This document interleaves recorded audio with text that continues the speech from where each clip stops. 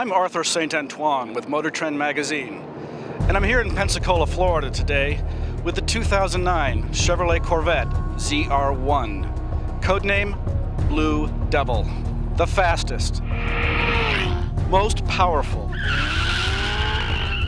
and at roughly $117,000, by far the most expensive production automobile General Motors has ever built.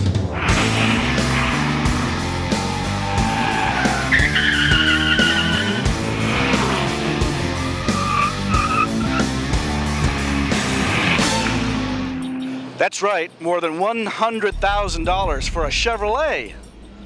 But even at that price, you could consider the ZR1 something of a bargain.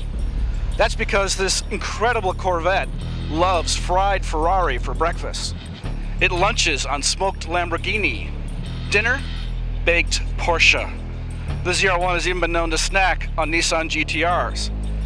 It makes you wonder, can anything keep up with, much less intimidate, Chevrolet's awesome, utterly unbelievable Blue Devil? How about a Blue Angel? Just saying the name Blue Angels gets the heart racing. Now the oldest active flight demonstration squadron in the world, the Blues were created in 1946 to attract new recruits to the United States Navy by showcasing the talents of some of the finest pilots on the planet. Each year, the team performs some 70 air shows for more than 15 million spectators. And what the 6 demo pilots do with their glistening Boeing FA-18 Hornet strike fighter jets borders on the unbelievable.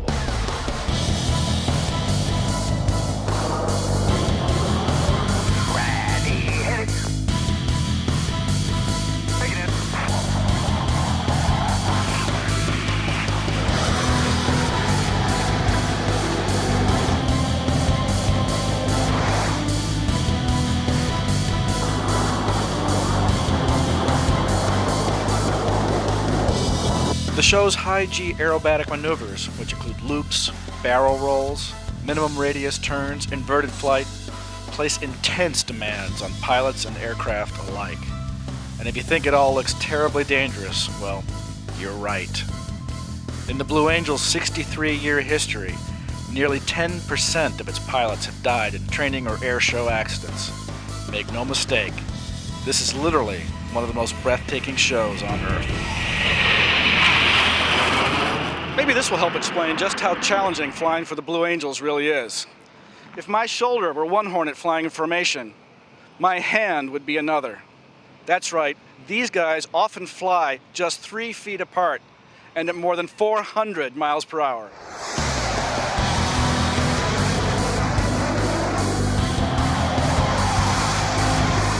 The right stuff? This is righteous stuff. Now it's time to meet my adversary, the man who will attempt to outgun me and my Blue Devil. Meet the man in charge of narrating the shows from the ground and giving VIP rides in Blue Angel 7, the team's only 2-seat FA-18, Lieutenant Ben Walburn. Call sign, Baxter.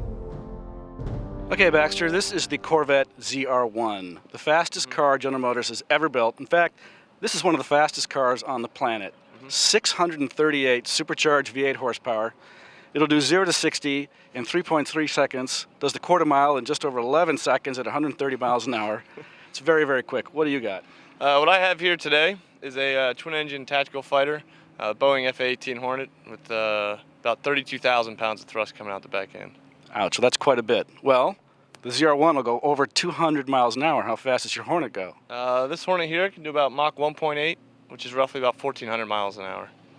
Okay, well, that's pretty fast. How much does it cost? This one here is probably about $25 million. $25 million? That's more than Simon Cowell makes in a whole week. Yeah. Well, do you think your Blue Angel has the stuff to beat my Blue Devil? We'll take a look at it and we'll try. We'll see. All right, let's find out. All right, sounds good. Our matchup is simplicity itself. From a standing start, we'll run a straight 1-mile drag race. First one across the finish line wins. The runways here at Naval Air Station Pensacola are 8,000 feet long. That means I'll have enough time to accelerate the Blue Devil up to the mile marker, at which point I'll probably be doing around 180 miles an hour. then jump on the giant carbon ceramic binders and bring myself to a safe stop.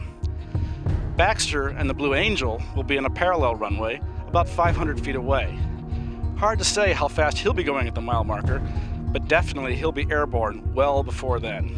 Now I get the sense that Baxter's feeling pretty cocky about his jet right now. On the other hand, it's going to take that Hornet a while to spool up, and my ZR1, well, it is just blindingly quick off the line. If I make a good enough start, well, enough conjecture. Let's do this thing.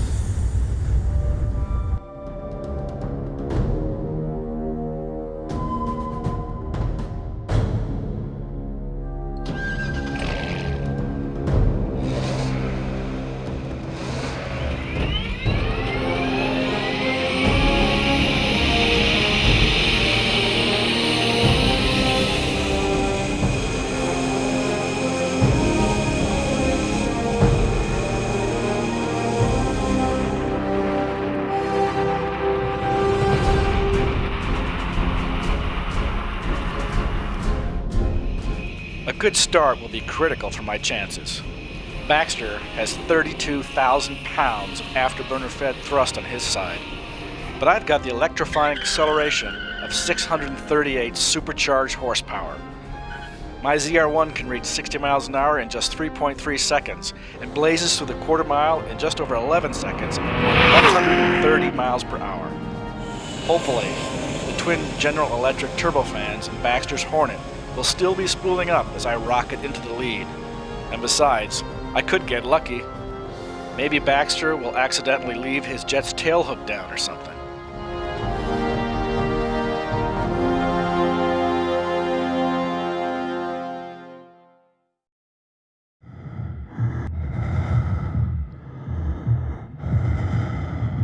Racers ready? 3, 2, 1, go.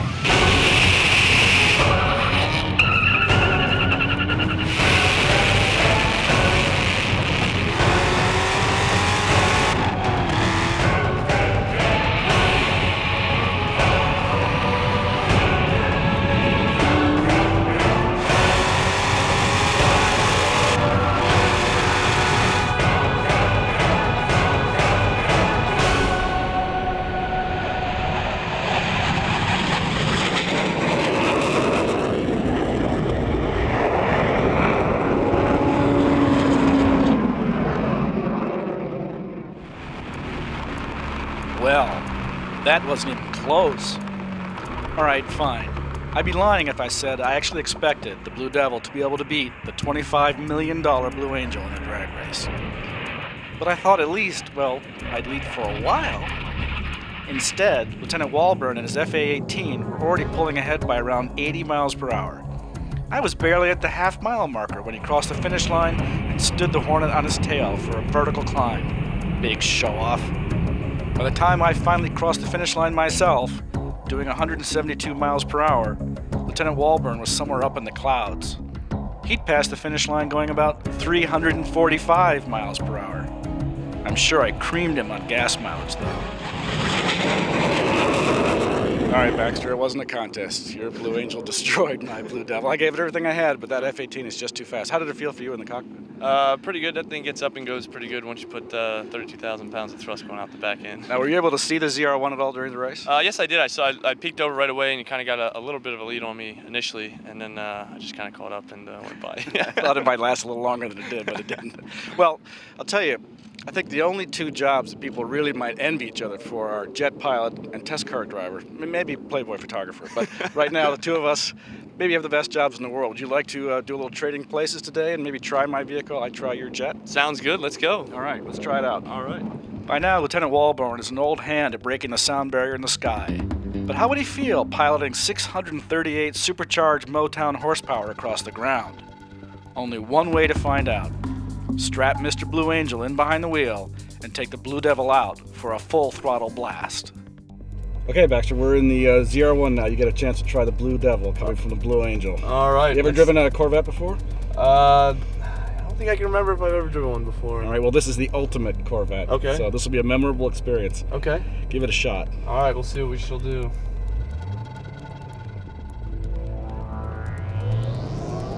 Obviously respectful of high-powered machinery, Lieutenant Walburn builds up to speed carefully. In no time, though, he's gunning the ZR1 past 130 miles per hour and loving it. Of course, I'm probably getting in his way a bit by watching his every move, so I decide to climb out and let Lieutenant Walburn fly solo.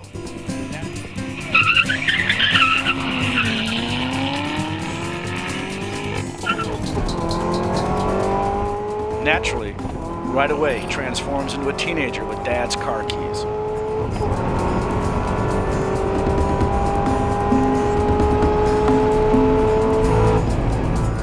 At this point in his career, Lieutenant Walburn has accumulated more than 1,400 flight hours, and now about 20 minutes of seat time at the wheel of one of the world's most awesome ground-bound rockets. Now it's my turn. In the ready room, I begin suiting up for the ride of a lifetime, a no-holds-barred flight in a Blue Angels FA-18 Hornet.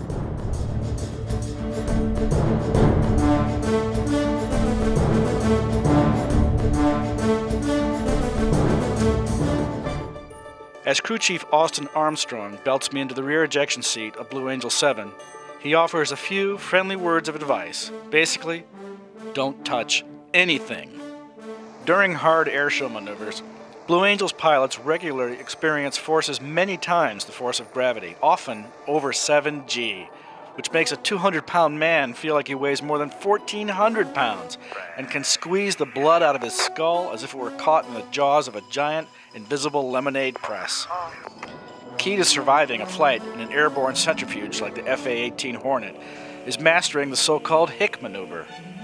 Basically, to keep from passing out during high-G aerobatics, you have to squeeze your legs and grunt like hell to keep the blood up in your brain where it belongs. Done right, it sounds something like or in my case, well, you'll see. Ready to go? Ready to go. Alright, here we go. Here comes Bill Power there. And we'll go right to afterburner to get you in the seat. Here comes afterburner.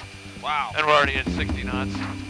There's 80 knots. No wonder you beat me. 100. Comes 120. Approach and 140. We'll see you kind of going to 160 knots. Unbelievable. There's 180. Lieutenant Walburn is going to break me in easy. On takeoff, we're going vertical. You ready to go flying today? Let's go flying. All right, ready, hit it. As we climb on out. Fantastic. Only 5.5 G. Of course, Mr. Blue Angel is only getting warmed up. How about an Immelman turn, Arthur? Take a deep breath, ready, hit it. As we pull on up, a little bit more G this time. There's 5.5 G's, keep that squeeze going. There we go.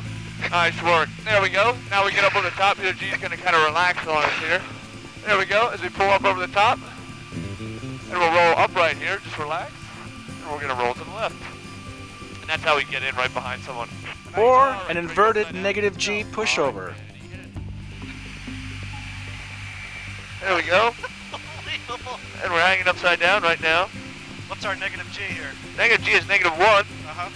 And once you get your bearings here, I'm gonna go ahead and push forward a little bit on the stick. Get that -2, 2.5 G's. You feel like your eyeballs are popping out. They're coming out. All right, here we go. We're gonna push forward a little bit. There we go. It's -2 G's. And we'll roll upright. Ready, hit it. There we go. It kind of gets you there, huh? That gets you, man. There's no technique to keep the blood down. That's the problem. Then comes a moment I've waited my whole life for. Time to break the sound barrier. And not while sipping champagne in the now defunct Concorde, but the way it's supposed to be done. Strapped into the ejection seat of a military fighter jet just a few hundred feet above the water. All right, you ready to go to supersonic? Let's go. Here we go, we're gonna full afterburner, nose on over, and I'll start my little stopwatch up here. And there's 180 knots. There's 200 knots, 225, 250, 275, 300 knots already. We accelerated 180 miles an hour in 12 seconds. There's 350 knots, there's 375. Coming up with 400 knots, you got Mach number starting to come up. Yep, 425, 450. Here's 475.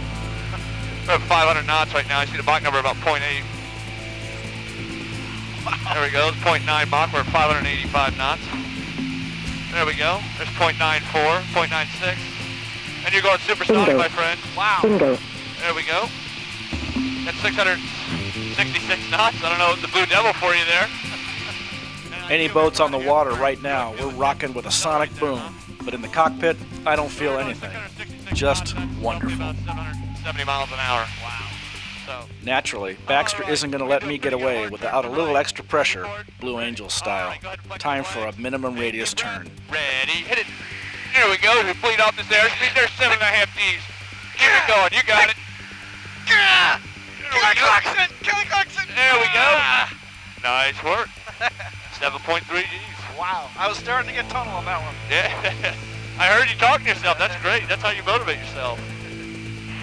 As we come into land, one more brutal turn past 7G just for good measure. All right. Go ahead and flex those legs. Take a deep breath. Ready, hit it. There we go. Keep it going. There's 7 Gs. Nice work. We got it. There we go. We'll roll on out here. Did you even hear a hic from Lieutenant Walburn? I didn't. I don't think the guy's even sweating. Nice job. Whew! Now I know how it feels to ride in a washing machine set on the spin cycle. Somehow, I've managed not to pass out, even during several turns at well over 7G. My lunch is even still where it belongs. My brain, though, is now etched with a memory I'll never, ever forget. How did these guys do this day in and day out? And with other aircraft just a few feet away? Oh yeah, they're Blue Angels. And what does our Blue Devil versus Blue Angel race prove, you ask? Oh please, if you have to ask, you obviously don't understand the deep-seated Darwinian forces that compel boys of all ages to play at any opportunity with fast and expensive toys. What's clear after racing the Corvette ZR1 against the Boeing FA-18 Hornet, however, is that the US of A builds two of the world's most monumental and unforgettable speed machines. Doesn't matter which flavor you prefer, this is American engineering at its best. Red, white, and very, very blue.